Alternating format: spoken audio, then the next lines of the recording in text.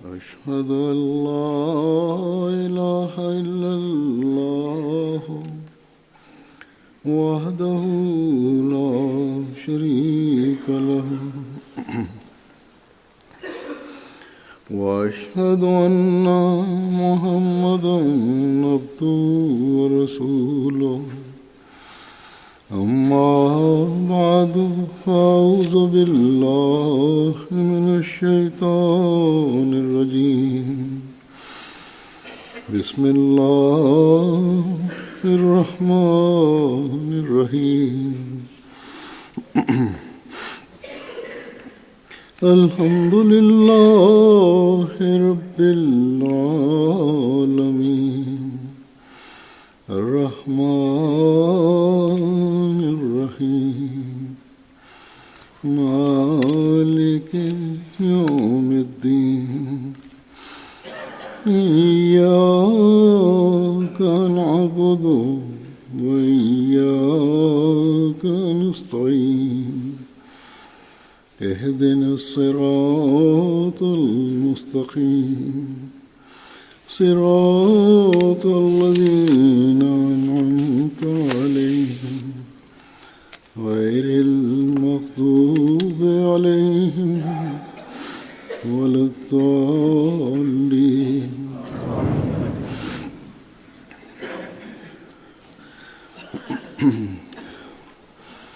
اللہ تعالیٰ مومنوں کو فرماتا ہے کہ تمہارا مطمئن نظر ہمیشہ فاستبقوا الخیرات ہونا چاہیے، یعنی تم نیکیوں میں ہمیشہ ایک دوسرے سے آگے بڑھنے کی کوشش کرو، اور پھر نیکیاں بجا لانے والوں اور نیک اعمال کرنے والوں کو اللہ تعالیٰ نے بہترین مخلوق قرار دیا ہے، جیسا کہ فرماتا ہے کہ ان الذین آمنوا وعملوا الصالحات اولئک هم خیر البریہ، یعنی یقیناً وہ لوگ جو ایمان لائے اور نیک اعمال بجا لائے، یہی ہیں جو بہترین مخلوق ہیں۔ حضرت مسیح موعود علیہ السلام اس بات کی وضاحت فرماتے ہوئے مختصراً ایک جگہ فرماتے ہیں کہ انسان کو چاہیے کہ اپنا فرض ادا کرے اور اعمال صالحہ میں ترقی کرے۔ اس آیت کے حوالے سے آپ نے فرمایا بس اعمال صالحہ میں ترقی کرنا، نیک کام کرنا، نیکیاں بجا لانا ہی ایک مسلمان کو، ایک مومن کو حقیقی مومن بناتا ہے، اور اس کے لیے ہمیں ہمیشہ کوشش کرنی چاہیے۔ ہماری رہنمائی کے لیے قرآن و حدیث کی روشنی میں حضرت مسیح موعود علیہ السلام نے بڑی وضاحت سے اس بارے میں ارشادات فرمائے، مثلا یہ کہ نیکی کیا چیز ہے، حقیقی نیکی کس طرح حاصل کی جا سکتی ہے، نیکی بجا لانے کے لیے خدا تعالیٰ پر ایمان کیوں ضروری ہے، ایمان کا معیار کیا ہونا چاہیے، اس ایمان کے معیار کو کس طرح ہمیں بڑھانا چاہیے، کن ذریعوں سے نیکی کی جاتی ہے، نیکی کے کون کون سے مختلف پہلو ہیں، کتنی قسم کی نیکیاں ہیں، پھر اللہ تعالیٰ نیکیوں کو کس طرح نوازتا ہے نیکی کرنے والے کو۔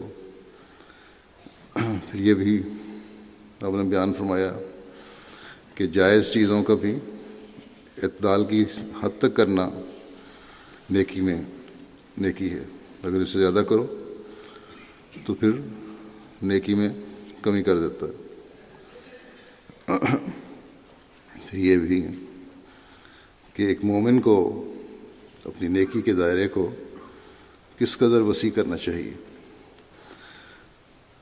غرض کہ آپ نے نیکیوں کی حکمت، اس کی حقیقت اور اس کی روح کے مضمون کو مختلف موقعوں پر مختلف زاویوں سے کھول کر بیان فرمایا ہے۔ اس وقت میں اس بارے میں آپ کو چند اقتباسات پیش کروں گا، اس بات کی وضاحت فرماتے ہوئے کہ نیکی کیا چیز ہے، اور یہ بھی کہ بظاہر ایک چھوٹی سی نیکی اللہ تعالیٰ کی رضا کا مورد بنا دیتی ہے۔ آپ فرماتے ہیں نیکی ایک زینہ ہے اسلام اور خدا کی طرف چڑھنے کا۔ اسلام کی حقیقت معلوم کرنی ہے، خدا تعالیٰ کی رضا حاصل کرنی ہے، اس کا قرب حاصل کرنا ہے، تو نیکیاں اس کے لیے ایک زینہ ہے۔ لیکن یاد رکھو کہ نیکی کیا چیز ہے۔ فرمایا کہ شیطان ہر ایک راہ میں لوگوں کی رازدانی کرتا ہے اور ان کو راہ حق سے بہکاتا ہے۔ مثلا رات کو روٹی زیادہ پک گئی، امیر آدمی ہے یا کسی کے گھر میں رات کو کھانا زیادہ پک گیا، روٹی زیادہ پک گئی، صبح کو باسی بچی رہی، کھائی نہیں گئی، رات کو بچ گئی، اور اگلے دن فرمایا کہ عین کھانے کے وقت کہ اس کے سامنے اچھے اچھے کھانے رکھے ہیں، ابھی ایک لقمہ نہیں لیا کہ دروازے پر آ کر فقیر نے صدا کی اور روٹی مانگی، تو اس کھانے والے نے کہا کہ باسی روٹی سائل کو دے دو، کل کی جو بچی روٹی تھی وہ دے دو، حالانکہ اپنے سامنے تازہ کھانا پکا ہوا ہے۔ فرمایا کہ کیا یہ نیکی ہوگی؟ باسی روٹی تو پڑی رہنی تھی، تنام پسند اسے کیوں کھانے لگے؟ آپ فرماتے ہیں کہ اللہ تعالیٰ فرماتا ہے کہ وَيُطْعِمُونَ الطَّعَامَ عَلَىٰ حُبِّهِ مِسْكِينًا وَيَتِیمًا وَأَسِیرًا۔ فرمایا کہ یہ بھی معلوم رہے کہ طعام کہتے ہی پسندیدہ طعام کو ہیں، یعنی اچھا طعام اس کو کہا جاتا ہے جو پسندیدہ کھانا ہو۔ سڑا ہوا باسی طعام نہیں ہوتا، ایک دن کا پرانا کھانا ہے جس کو خود پسند نہیں کرتے، وہ کھانا طعام نہیں کہلاتا عربی میں۔ فرمایا کہ الغرض اس رکابی میں سے جس میں ابھی تازہ کھانا اور لذیذ اور پسندیدہ رکھا ہوا ہے، پلیٹ میں کھا رہے ہو، رکھا ہوا ہے سامنے تمہارے پڑا ہے، کھانا شروع نہیں کیا، فقیر کی صدا پر نکال دے تو یہ نیکی ہے۔ ابھی کھانا سامنے پڑا ہے تازہ، اور اگر کوئی مانگنے والا آتا ہے، غریب آدمی آتا ہے، اس کو دے دیتے ہو تو یہ نیکی ہے، نہ یہ نیکی کہ اچھا میں تو تازہ کھانا کھاتا ہوں، تم جو پرانا گھر والوں کہہ دیا کہ کل کا بچا ہوا جو کھانا تھا وہ اس کو دے دو۔ تو اس حد تک گہرائی میں انسان جائے تو تبھی وہ حقیقی نیکی کو پا سکتا ہے۔ بس حقیقی نیکی کرنے کی کوشش ہونی چاہیے۔ اور یہ نیکی کس طرح پیدا ہوتی ہے؟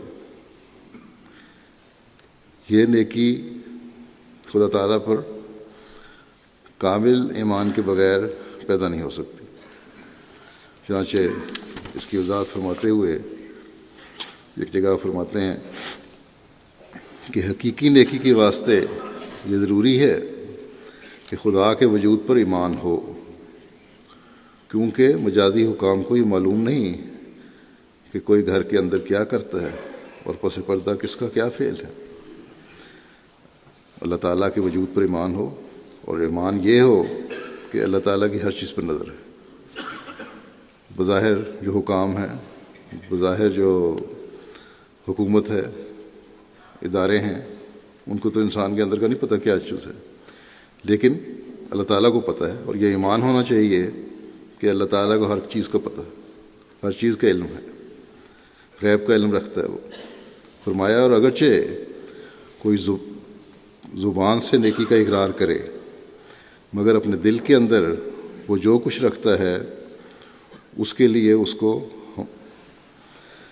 ہمارے مواخذہ کا خوف نہیں، اور دنیا کی حکومتوں میں سے کوئی ایسی نہیں جس کا خوف انسان کو رات میں اور دن میں، اندھیرے میں اور اجالے میں، خلوت میں اور جلوت میں، ویرانے میں اور آبادی میں، گھر میں اور بازار میں، ہر حالت میں یکساں۔ بعض دفعہ انسان چھپ کے کام کر رہا ہوتا ہے، مختلف جگہوں میں بیٹھا ہوا ہے، مختلف حالتوں میں، اور اس کو پتہ ہے کہ بظاہر کوئی دوسرے کو دیکھ نہیں رہا، اس لیے خوف بھی نہیں ہے، اور اس خوف نہ ہونے کی وجہ سے وہ غلط کام کر جاتا ہے سوائے اللہ تعالیٰ کے، اس کو پتہ ہے ہر چیز کا۔ اس لیے اگر حقیقی نیکی کرنی ہے تو اللہ تعالیٰ پر ایمان بڑا ضروری ہے۔ فرمایا پس درستی اخلاق کے واسطے ایسی ہستی پر ایمان کا ہونا ضروری ہے جو ہر حال اور ہر وقت میں اس کے نگران اور اس کے اعمال، اس کی نگران اور اس کے اعمال اور افعال اور اس کے سینہ کے بھیدوں کی شاہد ہے بس، اور وہ خدا تعالیٰ کی ذات کے علاوہ کوئی نہیں۔ بس یہ ایمان اگر ہو، اس معیار کا ایمان ہو، ہر وقت اللہ تعالیٰ یاد رہے، تو تبھی انسان حقیقی نیکی کر سکتا ہے۔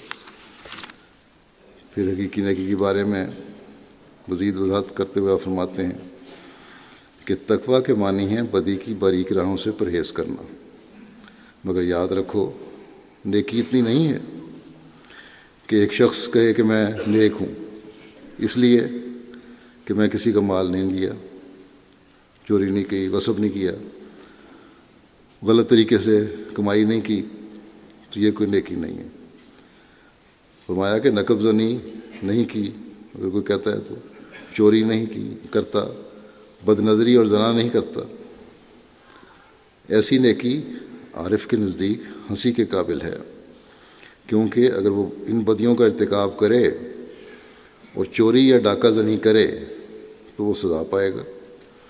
بس یہ کوئی نیکی نہیں کہ جو عارف کی نگاہ میں قابل قدر ہو، بلکہ اصل اور حقیقی نیکی یہ ہے کہ نوع انسان کی خدمت کرے اور اللہ تعالیٰ کی راہ میں کامل صدق اور وفاداری دکھلائے اور اس کی راہ میں جان تک دے دینے کو تیار ہو۔ اس لیے یہاں فرمایا ہے ان اللہ مع الذین اتقوا والذین هم محسنون، ان اللہ مع الذین اتقوا والذین هم محسنون، یعنی اللہ تعالیٰ ان کے ساتھ ہے جو بدی سے پرہیز کرتے ہیں اور ساتھ ہی نیکیاں بھی کرتے ہیں۔ فرمایا کہ یہ خوب یاد رکھو کہ نرا بدی سے پرہیز کرنا کوئی خوبی کی بات نہیں ہے۔ کہہ دینا میں بدی نہیں کرتا، بڑا نیک ہوں، تو یہ کوئی خوبی نہیں ہے جب تک کہ اس کے ساتھ نیکیاں نہ کرے۔ بہت سے لوگ ایسے موجود ہوں گے جنہوں نے کبھی زنا نہیں کیا، خون نہیں کیا، چوری نہیں کی، ڈاکہ نہیں مارا، اور باوجود اس کے اللہ تعالیٰ کی راہ میں کوئی صدق و وفا کا نمونہ انہوں نے نہیں دکھایا۔ اللہ تعالیٰ کی راہ میں کوئی اللہ تعالیٰ کی رضا کی خاطر اللہ تعالیٰ کے حکموں پر چلتے ہوئے کوئی نیکی نہیں کی، کوئی قربانی نہیں دی، باوجود اس کے بہت ساری دوسرے برائیاں انہوں نے نہیں کی۔ فرمایا کہ یا نوع انسان کی کوئی خدمت نہیں کی انسان نے، اگر اللہ تعالیٰ کا ایک حق ادا نہیں کیا اور بندوں کا حق ادا نہیں کیا، اور اس طرح پر کوئی نیکی نہیں کی۔ بے شک بہت ساری برائیاں اس نے نہیں کیں، لیکن اگر اللہ کا حق ادا نہیں کیا اور انسان کی خدمت نہیں کی، اس کا حق ادا نہیں کیا، تو یہ کوئی نیکی نہیں ہے۔ فرمایا کہ پس جاہل ہوگا وہ شخص جو ان باتوں کو پیش کر کے اسے نیکوکاروں میں داخل کرے، کیونکہ یہ تو بد چلنیاں ہیں، صرف اتنے خیال سے اولیاء اللہ میں داخل نہیں ہو جاتا۔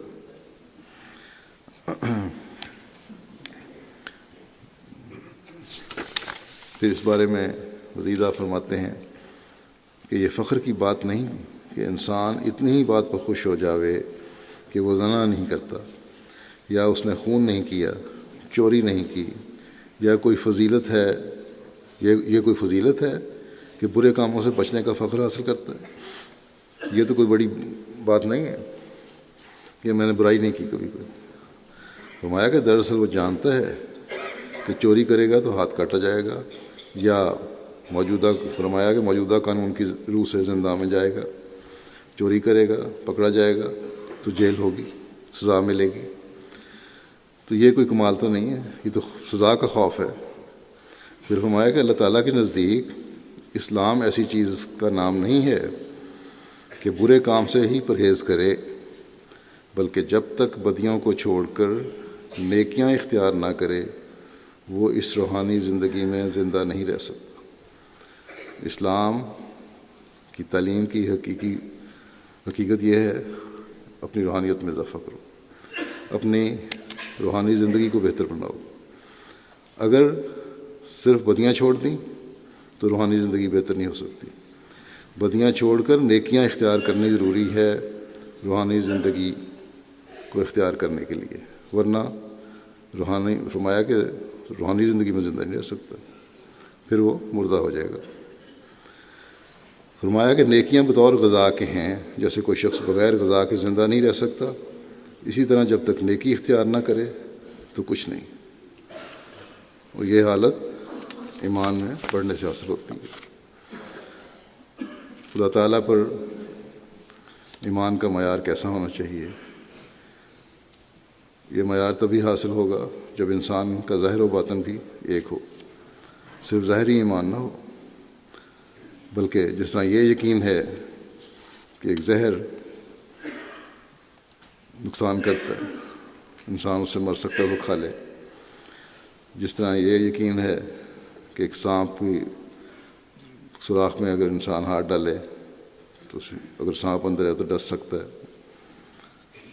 اسی طرح یہ یقین ہونا چاہیے اللہ تعالیٰ کی ذات پر کہ اگر میں برائیاں کروں گا تو اللہ تعالیٰ مجھے ہر وقت دیکھ رہا ہے، مجھے سزا ملے گی. اور نیکیاں تو اللہ تعالیٰ فرماتا ہے اس کو اجر دیتا ہی ہے. انسان کا ہر عمل اللہ تعالیٰ کے ہر عمل سے اللہ تعالیٰ کے وجود کا اظہار ہو رہا ہو، ہر وقت یہ احساس ہو کہ خدا تعالیٰ میرے ہر کام کو دیکھ رہا ہے. آپ فرماتے ہیں کہ دراصل نیک وہی ہے جس کا ظاہر اور باطن ایک ہو، اور جس کا دل اور باہر ایک ہے وہ زمین پر فرشتے کی طرح چلتا ہے. جس کا ظاہر اور باطن ایک ہے، جو دل میں ہے وہ ظاہر ہے، تو پھر اس کے نیکی کا معیار ایسا ہو گیا کہ وہ فرشتہ بن گیا. فرمایا کہ دہریہ ایسی گورنمنٹ کے نیچے نہیں کہ وہ حسن اخلاق کو پا سکے. ایک دہریہ جو خدا کو نہیں مانتا تو بے شک اس کے اخلاق اچھے ہیں، لیکن وہ اس معیار کو نہیں پہنچ سکتا. کہیں نہ کہیں اس کے دل میں ایسی بات آ جائے گی جو کھوٹ پیدا کرنے والی ہے. ہو سکتا ہے برائیوں سے رک جائے، بعض بنیادی اخلاق بھی کر لے، دکھا دے، لیکن پھر بھی اس کا حالت کمزوری رہے گی نیکیوں میں. فرمایا کہ تمام نتائج ایمان سے پیدا ہوتے ہیں، چنانچہ سانپ کے سوراخ کو پہچان کر کوئی انگلی اس میں نہیں ڈالتا. جب ہم جانتے ہیں کہ ایک مقدار اسٹرکنیا کی قاتل ہے، زہر کا نام ہے، تو ہمارا اس کے قاتل ہونے پر ایمان ہے. اور اس ایمان کا نام یہ ہے کہ ہم اس کو منہ نہیں لگائیں گے اور مرنے سے بچ جائیں گے. ایمان کے کبھی ہونے کی مزید وضاحت کرتے ہوئے فرماتے ہیں کہ یقیناً سمجھو کہ ہر ایک پاک بازی اور نیکی کی اصل جڑ خدا تعالیٰ پر ایمان لانا ہے. جس قدر انسان کا ایمان باللہ کمزور ہوتا ہے اسی قدر اعمال صالحہ میں کمزوری اور سستی پائی جاتی ہے. لیکن جب ایمان قوی ہو اور اللہ تعالیٰ کو اس کی تمام صفات کاملہ کے ساتھ یقین کر لیا جائے، اسی قدر عجیب رنگ کی تبدیلی انسان کے اعمال میں پیدا ہو جاتی ہے. انسان یہ یقین کر لے کہ اللہ تعالیٰ سب طاقتوں کا مالک ہے، عالم الغیب ہے اور ہر جگہ مجھے دیکھ رہا ہے، تو فرمایا کہ پھر اس طرح ایک عجیب رنگ کی تبدیلی انسان کے اعمال میں پیدا ہو جاتی ہے. خود بخود بہتر اعمال ہونے لگ جاتے ہیں، برائیوں کے بجائے نیکیوں کی طرف زیادہ توجہ پیدا ہونی شروع ہو جاتی ہے. فرمایا کہ خدا تعالیٰ پر ایمان رکھنے والا گناہ پر قادر نہیں ہو سکتا. یہ نہیں ہو سکتا کہ ایک طرف خدا پر ایمان ہے، دوسری طرف گناہ کر رہا ہو، کیونکہ یہ ایمان اس کی نفسانی قوتوں اور گناہ کے اعضاء کو کاٹ دیتا ہے. دیکھو، اگر کسی کی آنکھیں نکال دی جائیں تو وہ آنکھوں سے بد نظری کیوں کر سکتا ہے، اور آنکھوں گناہ کیسے کرے گا؟ اور اگر ایسا ہی ہاتھ کاٹ دیے جائیں پھر وہ گناہ جو ان اعضاء سے متعلق ہیں کیسے کر سکتا ہے؟ ٹھیک اسی طرح پر جب ایک انسان نفس مطمئنہ کی حالت میں ہوتا ہے تو نفس مطمئنہ اسے اندھا کر دیتا ہے اور اس کی آنکھوں میں گناہ کی قوت نہیں رہتی. وہ دیکھتا ہے پر نہیں دیکھتا، بد نظری سے نہیں دیکھتا. کوئی چیز دیکھتا بھی ہے تو برائی کی نظر سے نہیں دیکھتا کسی چیز کو. فرمایا کیونکہ آنکھوں کی نظر سلب ہو جاتی ہے، یعنی وہ جو ہرس اور گندگی کی نظر ہے، ہرس کی نظر ہے یا کسی چیز کو دیکھنے کے بعد گندگی کی نظر ہے یا ناجائز خواہشات کی نظر ہے، وہ ختم ہو جاتی ہے. فرمایا وہ کان رکھتا ہے مگر بہرا ہوتا ہے، اور وہ باتیں جو گناہ کی ہیں نہیں سن سکتا. اسی طرح پر اس کی تمام نفسانی اور شہوانی قوتیں اور اندرونی اعضاء کاٹ دیے جاتے ہیں. اس کی ساری قوتیں، اس کی ساری طاقتوں پر جن سے گناہ صادر ہو سکتا تھا ایک موت واقع ہو جاتی ہے، اور وہ بالکل ایک میت کی طرح ہوتا ہے اور خدا تعالیٰ ہی کی مرضی کے تابع ہوتا ہے. وہ اس کے سوا ایک قدم نہیں اٹھا سکتا. یہ حالت ہوتی ہے جب خدا تعالیٰ، یہ حالت ہوگی، فرمایا کہ یہ حالت ہوتی ہے جب خدا تعالیٰ پر سچا ایمان ہو. یہ ساری حالتیں اس وقت پیدا ہوں گی جب اللہ تعالیٰ پر سچا ایمان ہو، اور جس کا نتیجہ یہ ہوتا ہے کہ کامل اطمینان اسے دیا جاتا ہے. فرمایا کہ یہی وہ مقصد ہے جو انسان کا اصل مقصود ہونا چاہیے. یہ ٹارگٹ ہے ہمارا، یہ ہمیں اپنے سامنے رکھنا چاہیے کہ ہر قسم کی گندگی کو اپنی ذہنوں سے، اپنے دماغوں سے، اپنے آنکھوں سے، اپنے کانوں سے نکالنا بھی ہے اور سننے سے بچنا بھی ہے. فرمایا اور ہماری جماعت کو اس کی ضرورت ہے، اور اطمینان کامل کے حاصل کرنے کے واسطے ایمان کامل کی ضرورت ہے. پس فرمایا کہ پس ہماری جماعت کا پہلا فرض یہ ہے کہ وہ اللہ تعالیٰ پر سچا ایمان حاصل کرے. یہ ہے وہ ٹارگٹ جو آپ نے ہمیں دیا. یہ سچا ایمان حاصل ہوگا تو نیک اعمال بھی صادر ہوں گے، اور تبھی فاستبقوا الخیرات کے گروہ میں ہم شامل ہوں گے، اور تبھی خیر البریہ میں ہمارا شمار ہوگا.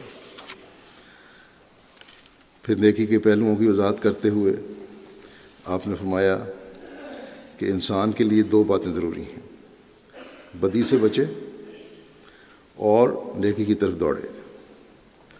اور نیکی کے دو پہلو ہوتے ہیں، ایک ترک شر، دوسرا افاضہ خیر. شر کو چھوڑنا ٹھیک ہے، ایک نیکی ہے، یہ ایک پہلو ہے. اور دوسرا پہلو ہے نیکی کرنا. ترک شر سے فرمایا کہ ترک شر سے انسان کامل نہیں بن سکتا. جب صرف ترک شر کرنا ہے تو یہ کامل نہیں، اس ایمان میں بھی کمزوری ہے. جب تک اس کے ساتھ افاضہ خیر نہ ہو، یعنی دوسروں کو نفع بھی پہنچائے، نیکی کرے، دوسروں کو نفع پہنچائے، تب کامل ایمان ہوتا ہے.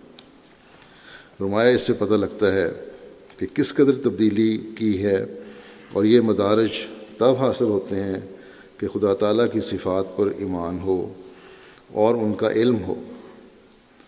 جب تک یہ بات نہ ہو انسان بدیوں سے بھی بچ نہیں سکتا. اور اللہ تعالیٰ کی صفات کا پتہ کرنے کے لیے انسان کو ہمیشہ قرآن کریم کو پڑھتے رہنا چاہیے، اس کے احکامات کو پڑھتے رہنا چاہیے. فرمایا کہ دوسروں کو نفع پہنچانا تو بڑی بات ہے. بادشاہوں کے رعب اور تعزیرات ہند سے بھی تو ایک حد تک لوگ ڈرتے ہیں، اور بہت سے لوگ ہیں جو قانون کی خلاف ورزی نہیں کرتے. پھر کیوں احکم الحاکمین کے قوانین کی خلاف ورزی میں دلیری پیدا ہوتی ہے؟ کیا اس کی کوئی اور وجہ ہے بجوز اس کے کہ اس پر ایمان نہیں، ایمان میں کمزوری ہے؟ اس لیے، ورنہ تو حکومتوں کے قانون سے کیوں ڈرتے ہو تم؟ فرمایا یہی ایک باعث ہے جو برائیوں سے زد ہوتی ہیں، جو نیکیاں نہیں ہوتی۔ بس جیسا کہ پہلے بھی ذکر ہو چکا ہے کہ یہ کمزوریاں ہوتی ہیں اس وقت جب ایمان میں کمزوری ہو۔ اللہ تعالیٰ کو علیم، خبیر اور عالم الغیب انسان اعتقادی طور پر تو ہم سمجھتا ہے، لیکن عملاً اس کی نفی ہو رہی ہوتی ہے، اور اسی لیے بہت سی برائیاں انسان کر جاتا ہے اور بہت ساری نیکیوں کی اس کو توفیق نہیں ملتی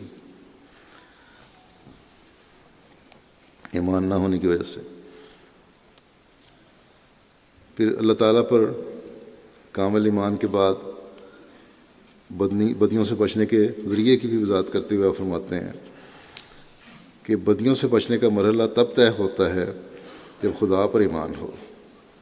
پھر دوسرا مرحلہ یہ ہونا چاہیے کہ ان راہوں کی تلاش کرے جو خدا تعالیٰ کے برگزیدہ بندوں نے اختیار کیں۔ پہلے اللہ تعالیٰ پر ایمان، اور پھر ان راستوں کی تلاش، ان نیکیوں کی تلاش جو اللہ تعالیٰ کے نیک بندے، انبیاء، صلحاء جو کرتے ہیں، ان کو اختیار کرو۔ وہ ایک ہی راہ ہے جس قدر راست باز اور برگزیدہ انسان دنیا میں چل کر خدا تعالیٰ کے فیض سے فیض یاب ہوئے۔ اس راہ کا پتہ یوں لگتا ہے کہ انسان معلوم کرے کہ خدا تعالیٰ نے ان کے ساتھ کیا معاملہ کیا۔ پہلا مرحلہ فرمایا کہ پہلا مرحلہ بدیوں سے بچنے کا تو خدا تعالیٰ کی جلالی صفات کی تجلی سے حاصل ہوتا ہے کہ وہ بدکاروں کا دشمن ہے، اپنے قریبیوں کے دشمنوں کو ختم کرتا ہے۔ اور فرمایا کہ اور دوسرا مرتبہ خدا تعالیٰ کی جمالی تجلی سے ملتا ہے، اور آخر یہی ہے کہ جب تک اللہ تعالیٰ کی طرف سے قوت اور طاقت نہ ملے، جس کو اسلامی اصطلاح کے موافق روح القدس کہتے ہیں، کچھ بھی نہیں ہوتا۔ یہ ایک قوت ہوتی ہے جو خدا تعالیٰ کی طرف سے ملتی ہے، اس کے نزول کے ساتھ ہی دل میں ایک سکینت آتی ہے اور طبیعت میں نیکی کے ساتھ ایک محبت اور پیار پیدا ہو جاتا ہے۔ اللہ تعالیٰ کی جو مالی تجلی ہوتی ہے تو ہر نیکی، ایک تو نیکی کی طرف توجہ پیدا ہوتی ہے، بدی کی طرف توجہ ہی نہیں ہوتی، اور پھر ایک سکینت دل میں پیدا ہوتی ہے۔ یہ ہے نیک لوگوں کا عمل جو ہمارے سامنے نمونہ ہے، جس کو آپ نے کہا ہے اس کو دیکھو، انبیاء کے نمونے کو دیکھو۔ فرمایا کہ جس نیکی کو دوسرے لوگ بڑی مشقت اور بوجھ سمجھ کر کرتے ہیں، یہ ایک لذت اور سرور کے ساتھ سو کرنے کی طرف دوڑتا ہے، یعنی جو اللہ تعالیٰ کا پیارا ہے۔ جیسے لذیذ چیز بچہ بھی شوق سے کھا لیتا ہے، اسی طرح جب خدا تعالیٰ سے تعلق ہو جاتا ہے اور اس کی پاک روح اس پر اترتی ہے، پھر نیکیاں ایک لذیذ اور خوشبودار شربت کی طرح ہوتی ہیں۔ وہ خوبصورتی جو نیکیوں کے اندر موجود ہے اس کو نظر آنے لگتی ہے اور بے اختیار ہو کر ان کی طرف دوڑتا ہے۔ بدی کے تصور سے بھی اس کی روح کانپ جاتی ہے۔ فرمایا کہ یہ امور اس قسم کے ہیں کہ ہم ان کو الفاظ کے پیرائے میں پوری طور سے ادا نہیں کر سکتے۔ ایک عجیب دل کی کیفیت ہوتی ہے، دل کا سرور ہوتا ہے، جن کو الفاظ کا جامہ پہنانا بہت مشکل ہے۔ فرمایا کہ یہ قلب کی حالتیں ہوتی ہیں، یہ دل ہی محسوس کر سکتا ہے، محسوس کرنے سے ہی اس کا ٹھیک پتہ لگتا ہے۔ اس وقت تازہ بتازہ انوار اس کو ملتے ہیں۔ انسان صرف اس بات پر ہی ناز نہ کرے اور اپنی ترقی کی انتہا اسی کو نہ سمجھ لے کہ کبھی اس کے اندر رکت پیدا ہو جاتی ہے، کہ کبھی اس کے اندر رکت پیدا ہو جاتی ہے۔ یہ کوئی بات نہیں کہ رمضان میں نماز میں کبھی رو لیے، رکت پیدا ہو گئی، دل نرم ہو گیا، اسی کو انتہا نہ سمجھو اپنی ترقی کی۔ فرمایا کہ یہ رکت عارضی ہوتی ہے۔ انسان اکثر دفعہ یہ رکت تو پیدا ہونے کی مثال آپ دیتے ہیں کہ انسان اکثر دفعہ ناول پڑھتا ہے اور اس کے درد انگیز حصے میں پہنچ کر بے اختیار رو پڑتا ہے۔ بہت سارے لوگ ہیں ناول پڑھ رہے ہوتے ہیں اور رونے لگ جاتے ہیں، بعض ایسی کہانیاں آ جاتی ہیں، اس میں کس کے واقعات آ جاتے ہیں۔ فرمایا کہ وہ صاف جانتا ہے کہ ایک جھوٹی اور فرضی کہانی ہے، لیکن اس کے باوجود رو پڑتا ہے۔ بس اگر محض رو پڑنا یا رکت کا پیدا ہو جانا ہی حقیقی سرور اور لذت کی جڑ ہوتی تو آج یورپ سے بڑھ کر کوئی بھی روحانی لذت حاصل کرنے والا نہ ہوتا، کیونکہ یہاں تو ذرا سی بات پر جذباتی ہو کر رونے لگ جاتے ہیں۔ فرمایا کیونکہ ہزارہ ناول شائع ہوتے ہیں اور لاکھوں کروڑوں انسان پڑھ کر روتے ہیں، کہانیاں پڑھ کر روتے ہیں، ڈرامے دیکھ کے رونے لگ جاتے ہیں، اپنے بعض ویسے ہی واقعات بیان کر رہے ہوتے ہیں دوسرے کے اور بڑے جذباتی ہو جاتے ہیں۔ تو یہ کوئی روحانیت کی ترقی نہیں ہے۔ روحانیت کی ترقی تبھی ہے جب بدیوں سے پورے طور پر انسان بچے اور نیکیوں کو مکمل طور پر اللہ تعالیٰ کی رضا کی خاطر اختیار کرے۔ پھر نیکیوں کے حصوں کی وضاحت آپ نے فرمائی۔ پہلے دو پہلو تھے، شرک کو چھوڑنا اور نیکی کرنا، شر کو چھوڑنا اور نیکی کرنا۔ اب اس کے دو حصے بیان فرمایا کہ انسان جس قدر نیکیاں کرتا ہے اس کے دو حصے ہوتے ہیں، ایک فرائض، دوسرے نوافل۔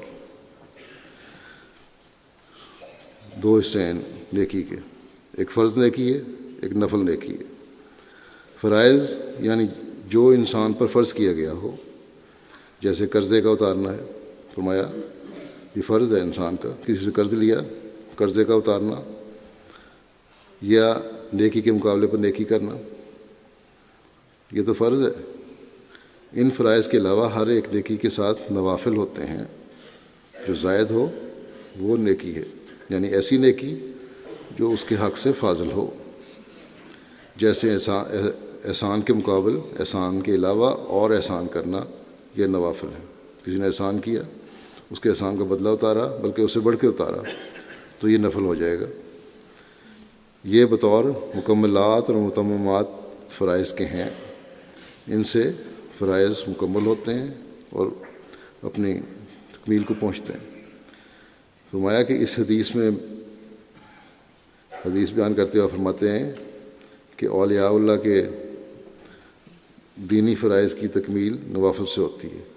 حدیث بیان فرمائی تھی آپ نے، اس کی تفسیر فرما رہے ہیں کہ اولیاء اللہ جو ہیں ان کے دینی فرائض کی تکمیل نوافل سے ہوتی رہتی ہے۔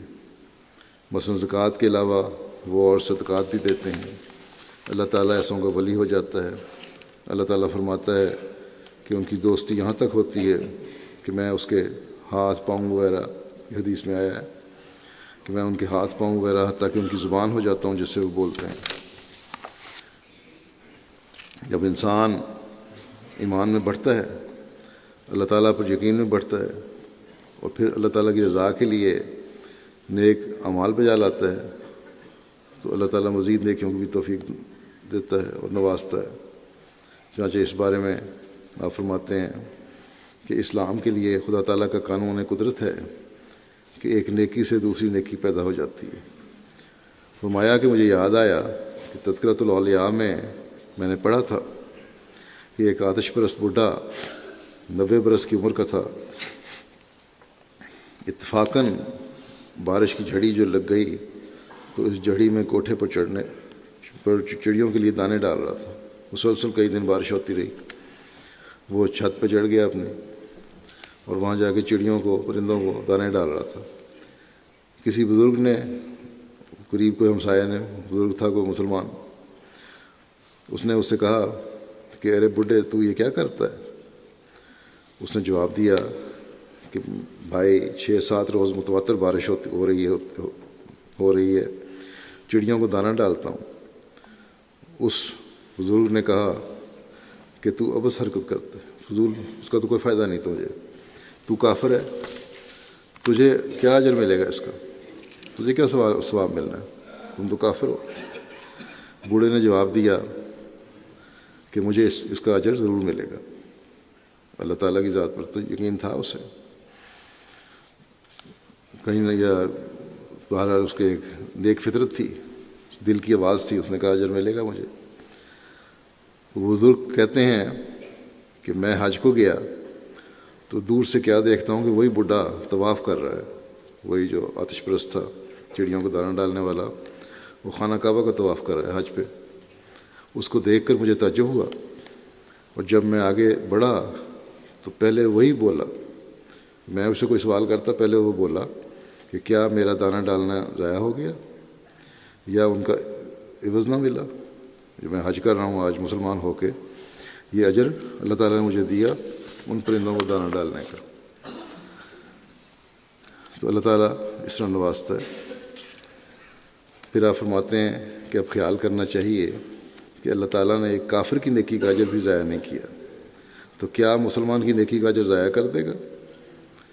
فرماتے ہیں کہ مجھے ایک صحابی کا ذکر یاد آیا کہ اس نے کہا کہ یا رسول اللہ صلی اللہ علیہ وسلم، میں نے اپنے کفر کے زمانے میں بہت سے صدقات کیے ہیں، کیا ان کا اجر مجھے ملے گا؟ جب میں کافر تھا بڑے صدقات کیا کرتا تھا، نیکیاں کرنے کی کوشش کرتا تھا، مجھے اجر ملے گا؟ آپ صلی اللہ علیہ وسلم نے فرمایا کہ وہی صدقات تو تیرے اسلام کا موجب ہو گئے ہیں، ان صدقات کا ہی بدلہ تجھے ملا ہے جو تم آج مسلمان ہو گیا۔ پھر اس بات کو بیان فرماتے ہوئے کہ جائز چیزوں کو بھی حد اعتدال کے اندر رکھنا چاہیے اور یہی نیکی ہے، آپ فرماتے ہیں کہ نیکی کی جڑ یہ بھی ہے کہ دنیا کی لذات اور شہوات جو کہ جائز ہیں ان کو بھی حد اعتدال سے زیادہ نہ لے، جیسا کہ کھانا پینا اللہ تعالیٰ نے حرام تو نہیں کیا، مگر اب اسی کھانے پینے کو ایک شخص نے رات دن کا شغل بنا لیا ہے، اس کا نام دین پر بڑھاتا ہے، ورنہ یہ لذت دنیا کی اس واسطے ہے، یہ لذات دنیا کی اس واسطے ہیں کہ ان کے ذریعے نفس کا گھوڑا جو کہ دنیا کی راہ میں ہے کمزور نہ ہو۔ اللہ تعالیٰ نے لذات دی ہیں کھانے پینے میں، لیکن ساتھ ہی اس لیے کہ ان سے طاقت پیدا ہو انسان میں، اور انسان اللہ تعالیٰ کے جو فرائض ہیں وہ بھی ادا کر سکے، یہ بھی نظریہ ہونا چاہیے کھاتے ہوئے، صحت کمزور نہ ہو۔ فرمایا کہ اس کی مثال ایسے ہی ہے جیسے کہ یکے والا جب لمبا سفر کرتا ہے تو 7 یا 8 کوس کے بعد وہ گھوڑے کی کمزوری کو محسوس کر کے اسے دم دلا دیتے ہیں، ٹھہر جاتے ہیں اور نہاری وغیرہ کھلاتے ہیں تاکہ اس کی پچھلی تھکان دور ہو جاوے۔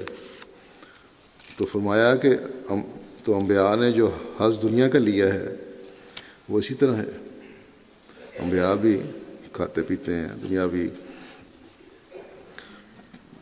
جو چیزیں ہیں ان سے ان کو بھی ملتا ہے، سکون ملتا ہے، شادی بیاہ ہے، اولاد ہے، کھانا پینا ہے، دنیاوی چیزیں ہیں، سب چیزیں انبیاء بھی ان کا استعمال کرتے ہیں۔ فرمایا کہ انہوں نے جو حظ دنیا کے لیے وہ اسی طرح کا ہے، کیونکہ ایک بڑا کام دنیا کی اصلاح کا ان کے سپرد تھا، اگر خدا کا فضل ان کی دستگیری نہ کرتا تو ہلاک ہو جاتے۔ تو جس طرح ایک گھوڑے والا، ٹانگے والا اپنے گھوڑے کو تازہ دم رکھنے کے لیے کھلاتا پلاتا ہے، اسی طرح جو انبیاء ہیں وہ اگر کھاتے پیتے ہیں یا اچھی چیزیں استعمال کرتے ہیں تو صرف اس لیے کہ دنیا کی اصلاح کی طرف توجہ ہو۔ ایک دفعہ حضرت مسیح علیہ الصلوۃ والسلام پہ اعتراض کیا، خلیفہ اول سے کسی نے کہا کہ اعتراض یہ تھا کہ حضرت مسیح علیہ السلام پلاؤ بھی کھا لیتے ہیں۔ اعتراض کرنے والے نے کہا سنا مرزا صاحب پلاؤ کھاتے ہیں؟ اس خلیفہ اول نے کہا کہ میں نے تو کہیں نہیں پڑھا، نہ قرآن میں نہ حدیث میں، کہ اچھا کھانا کھانا نبیوں پہ جائز نہیں، کھاتے ہیں تو کیا ہو گیا؟ تو اس قسم کے بھی لوگوں کو اعتراض ہوتے رہتے ہیں۔ لوگ سمجھتے ہیں کہ صرف کڑوے کھانا کھانا ہی بڑی بزرگی ہے، حالانکہ یہ غلط ہے۔ اسی سنت پہ ہمیں چلنا چاہیے جو حضرت صلی اللہ علیہ وسلم نے ہمارے سامنے پیش فرمائی۔ آپ نے ایک صحابی کو فرمایا تھا میں اچھا کھانا بھی کھاتا ہوں، میں اچھے کپڑے بھی پہنتا ہوں، میں نے شادیاں بھی کی ہیں، میری اولاد بھی ہے، میں سوتا بھی ہوں، میں عبادت بھی کرتا ہوں، بس میری سنت ہے جو تمہیں چلنا چاہیے۔ بہرحال آگے حضرت مسیح علیہ السلام فرماتے ہیں انبیاء کا یہ دستور نہ تھا کہ اسی میں منہمک ہو جاتے، یعنی دنیاوی چیزوں میں منہمک نہیں ہوتے۔ انہماک بے شک ایک زہر ہے، ایک بدگماش آدمی جو کچھ چاہتا ہے کرتا ہے اور جو چاہتا ہے کھاتا ہے۔ اسی طرح اگر ایک صالح بھی کرے تو خدا کی راہیں اس پر نہیں کھلتی۔ ایک بدگماش آدمی تو دنیاوی نظر سے کھاتا پیتا اور سب کام کر رہا ہوتا ہے دنیا داری کے، لیکن ایک صالح آدمی نہیں۔ اگر وہ اس طرح کرے گا تو پھر خدا کی راہیں اس پہ نہیں کھلیں گی۔ فرمایا کہ جو خدا کے لیے قدم اٹھاتا ہے خدا کو ضرور اس کا پاس ہوتا ہے۔ خدا تعالیٰ فرماتا ہے اعدلوا هو اقرب للتقوی۔ فرمایا کہ تناؤم اور کھانے پینے میں بھی اعتدال کرنے کا نام تقویٰ ہے۔ صرف یہی گناہ نہیں ہے کہ انسان زنا نہ کرے، چوری نہ کرے، بلکہ جائز امور میں حد اعتدال سے نہ بڑھے۔ جو جائز چیزیں ہیں ان میں اعتدال رکھنا یہ بھی تقویٰ ہے اور یہ بھی نیکی ہے۔ اپنے تعلیم کے اس حصے کی وضاحت فرماتے ہوئے کہ حکام کے ساتھ نیکی کیا ہے اور عام تعلقات اور جو عزیزوں سے تعلقات ہیں اس میں نیکی کیا ہے، آپ فرماتے ہیں کہ ہماری تعلیم تو یہ ہے کہ سب سے نیک سلوک کرو، حکام کی سچی اطاعت کرنی چاہیے کیونکہ وہ حفاظت کرتے ہیں، حکومت اور گورنمنٹ کی بھی اطاعت کرنی چاہیے کیونکہ وہ اپنے شہریوں کے اگر فرائض ادا کر رہے ہیں صحیح طرح۔ فرمایا کہ جان اور مال ان کے ذریعے امن میں ہیں، اور برادری کے ساتھ نیک سلوک اور برتاؤ کرنا چاہیے کیونکہ برادری کے بھی حقوق ہیں۔ فرمایا البتہ جو متقی نہیں ہے اور بدعات و شرک میں گرفتار ہیں اور ہمارے مخالف ہیں ان کے پیچھے نماز نہیں پڑھنی چاہیے۔ نیک برتاؤ کرنا کرو، لیکن نیکی کا یہ مطلب نہیں کہ جو ہمارے مخالف ہیں اور ہمارے پہ فتوے لگانے والے ہیں، بدعات میں گرفتار ہیں، ان کے پیچھے نمازیں پڑھنے لگ جاؤ، وہ نہیں پڑھنی۔ فرمایا کہ تاہم ان سے نیک سلوک ضرور کرنا چاہیے، لیکن نیک سلوک ان سے بہرحال کرنا ہے جتنے مرضی مخالف ہوں ہمارا اصول تو یہ ہے۔ فرمایا کہ ہمارا اصول تو یہ ہے کہ ہر ایک سے نیکی کرو، جو دنیا میں کسی سے نیکی نہیں کر سکتا وہ آخرت میں کیا اجر لے گا۔ اس لیے سب کے لیے نیک اندیش ہونا چاہیے۔ ہاں، مذہبی امور میں اپنے آپ کو بچانا چاہیے، جس طرح پر طبیب ہر مریض کی خواہ ہندو ہو یا عیسائی یا کوئی اور سب کی تشخیص اور علاج کرتا ہے، اسی طرح پر نیکی کرنے میں عام اصولوں کو مد نظر رکھنا چاہیے۔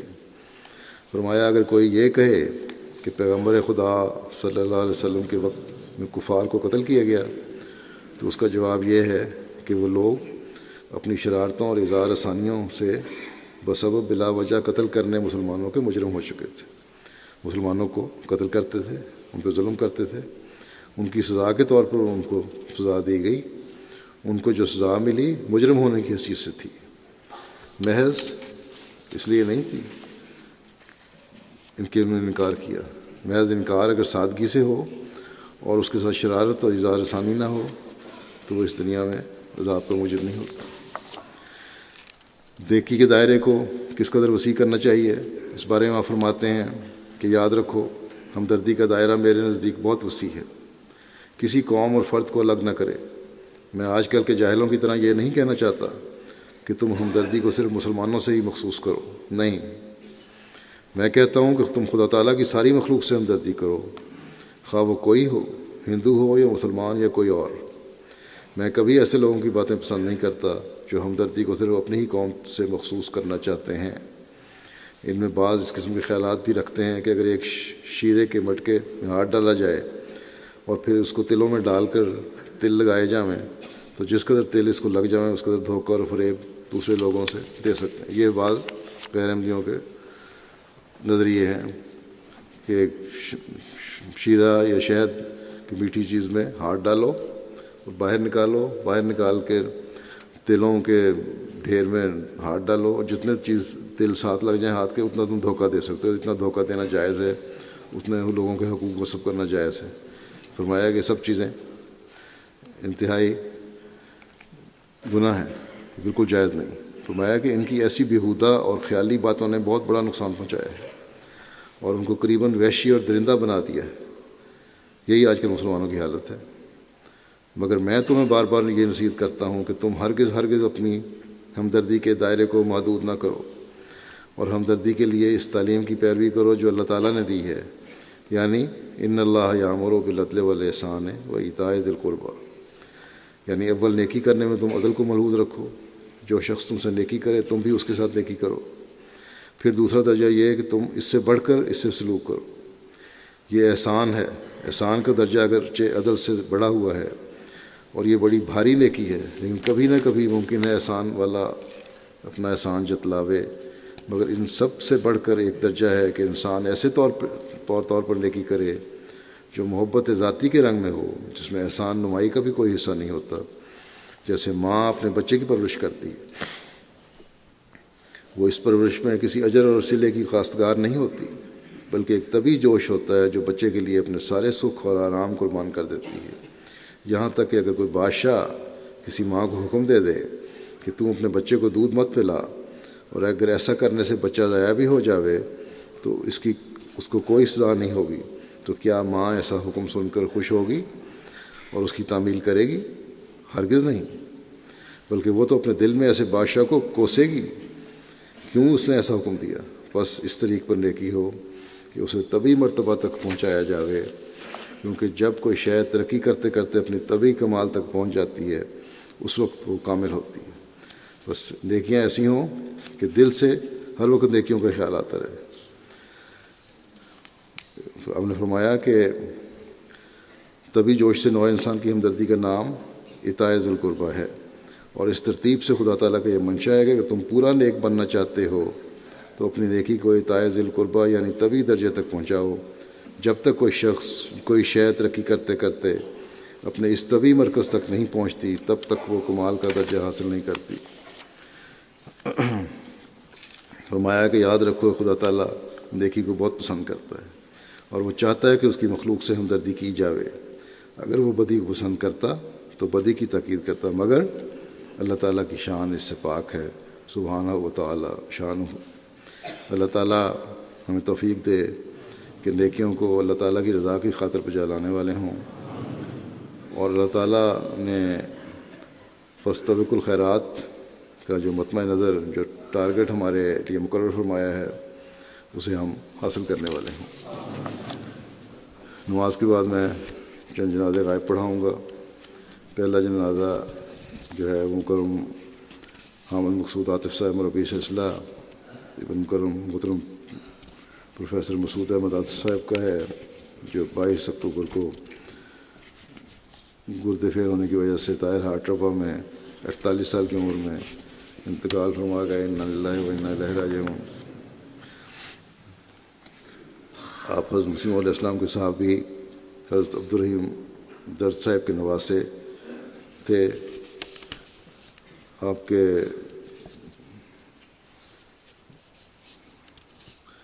والد پروفیسر محمود احمد عاطف تھے، مسعود احمد عاطف، جنہیں 1955 سے لے کر 86 تک تعلیم اسلام کالج میں فزکس پڑھانے کا موقع ملا۔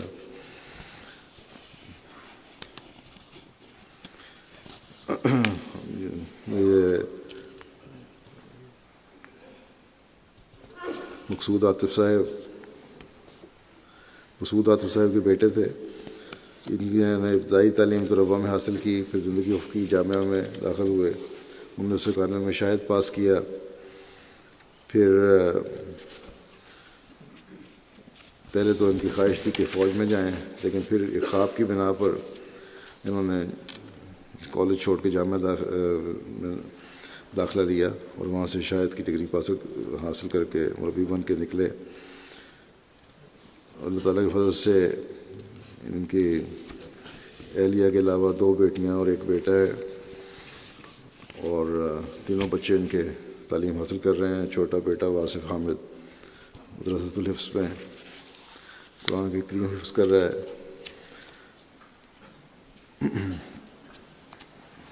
مقصود عاطف صاحب 1991 میں جامعہ سے فارغ ہوئے، پھر پاکستان میں مختلف شہروں میں ان کی تقرری ہوئی۔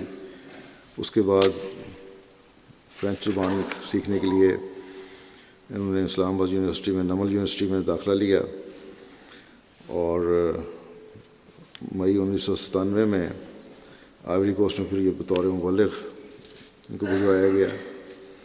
2002 تک آئیوری کوسٹ میں خدمت توفیق پائی، پھر 2016 تک بورکینا فاسو میں خدمت کی توفیق پائی، اور پھر گردے کی تکلیف کی وجہ سے واپس پاکستان بلا لیے گئے۔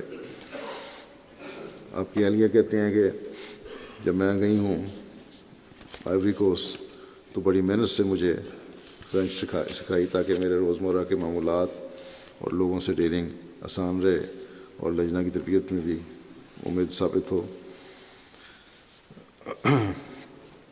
بڑے ہنس مکھ، اکثر لکھنے والوں نے، ان کے ساتھیوں نے یہ لکھا ہے کہ بڑے ہنس مکھ تھے، بے تکلف تھے، ذہین بھی تھے، مزاح کی حص رکھنے والے تھے، بڑوں کا اور اپنے ساتھیوں کا ادب و احترام کرنے والے تھے، اطاعت اور فرمانبرداری کی روح میں بہت زیادہ تھی، اور بے نفس انسان تھے۔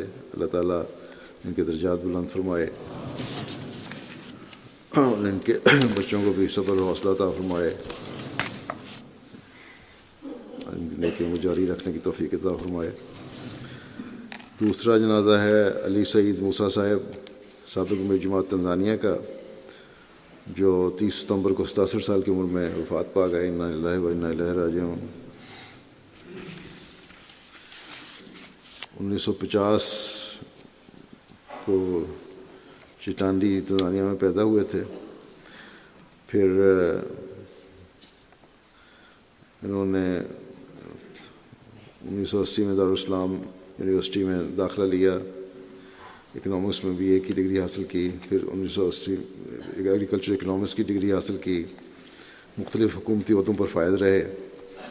حضرت مسیح رابع نے ان کو قرآن کریم کا یاور زبان میں ترجمہ کرنے کا ارشاد فرمایا تھا، لیکن اپنی حکومتی مصروفیات کی وجہ سے، کاموں کی وجہ سے انہوں نے بڑی دیر لگا دی، جس پر حضرت مسیح رابع نے فرمایا کہ اس رفتار سے ترجمہ کم از کم 30 سال لگ جائیں گے، اور بڑا فکر کا اظہار کیا۔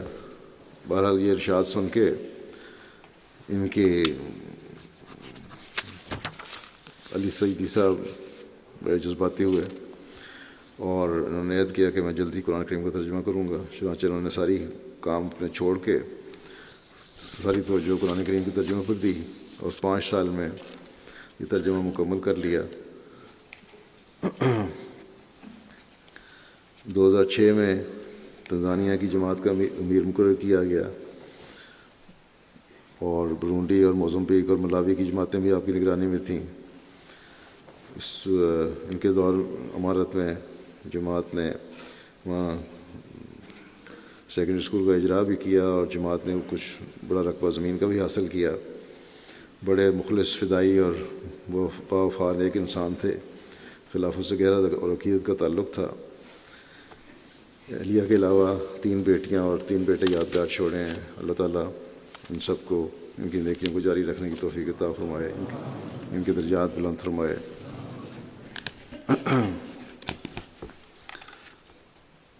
اور تیسرا جنازہ ہے مکرمہ نصرت بیگم صادقہ صاحبہ گرمولہ ورکا حال ربا کا، جو 16 اور 17 اکتوبر کی درمیانی شب طاہر ہارٹ انسٹیٹیوٹ میں وفات پا گئی تھیں۔ انا للہ و انا الیہ راجعون۔ آپ محمد طاہر صاحب جو ہمارے RP ڈیسک کے انچارج ہیں، ان کی والدہ تھیں۔ ان کا سب سے نمایاں وصف توحید سے بے پناہ محبت اور شرک و بدعت سے شدید نفرت تھی۔ توکل اور غربا پر نیکنیتی، اپنی نیکی کو چھپانا، بڑی عاجزی انکساری تھی۔ ان کے دادا حضرت میاں عطا اللہ صاحب صحابی تھے، اور مولانا برہان الدین صاحب کے ذریعے سے انہوں نے بیعت کی تھی قادیان آ کر، پھر ان کے کہنے پر قرآن کریم پڑھانے کا ان کو بہت شوق تھا، درست پڑھنے اور پڑھانے کا شوق تھا۔ جو خلیفۃ مسیح ثالث رحمہ اللہ تعالیٰ نے تحریک فرمائی کہ بڑی عمر کی ناخواندہ خواتین کو بھی قرآن شریف سیکھنے کی کوشش کرنی چاہیے، تو بعض 70 سال کی ان پڑھ عورتوں نے بھی ان سے قرآن کریم پڑھنا سیکھا، بلکہ بعض نے ترجمہ بھی سیکھ لیا۔ غیر احمدی عورتیں اور بچیاں بھی آپ سے قرآن کریم پڑھتی تھیں۔ بہت سی بچیوں نے لجنہ کی نصاب کی کتابیں پڑھ کر آپ سے لکھنا پڑھنا بھی سیکھا۔ حضرت مسیم علیہ السلام کی کتب کا مطالعہ کا شوق بڑا تھا ان کو۔ نظمیں بڑی یاد تھیں، اور کلام محمود، در یاسمین وغیرہ بہت سارے شعر یاد تھے۔ اور ان کے بیٹے لکھتے ہیں کہ محمود کی آمین والی نظم تو اکثر بڑے درد سے پڑھتی تھیں اور آنسوؤں کی جھڑی لگ جاتی تھی۔ اسی طرح بدعات کے خلاف انہوں نے اپنے گاؤں میں بڑا کام کیا۔ کمزور ایمان عورتیں جو ٹونے ٹوٹکوں کی بعض دفعہ عادت تھی جن کو، یا کرواتی تھیں، انہوں نے بڑا لمبا جہاد کر کے ان سے یہ عادت ہٹوائی اور ان کو صحیح مومنہ بنانے کی طرف توجہ دلائی، بننے کی طرف۔ نمازیں بڑے سوز پڑھتی تھیں، تلاوت قرآن کریم باقاعدہ کرنے والی موسیہ تھیں مرحومہ۔ ان کے 4 بچے، ایک تو مومن صاحب ہیں میں نے بتایا، باقی 4 اور بچے بھی ہیں جو جماعت کی خدمت کر رہے ہیں، وقف ہیں۔ 6 بیٹے تھے ان کے۔ اللہ تعالیٰ مرحومہ کے درجات بلند کرے، ان کی اولاد کو سب کو ان کے نقش قدم پر چلنے کی توفیق عطا فرمائے۔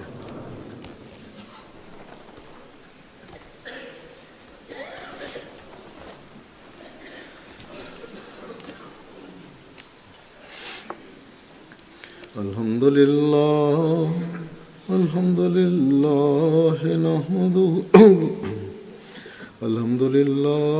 نحمده ونستعينه ونستغفره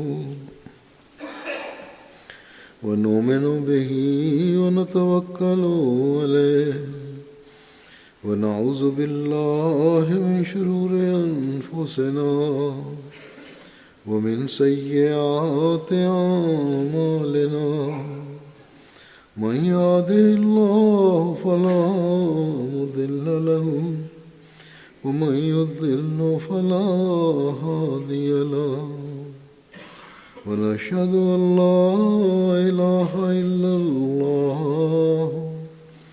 ونشهد أن محمدا عبده ورسوله۔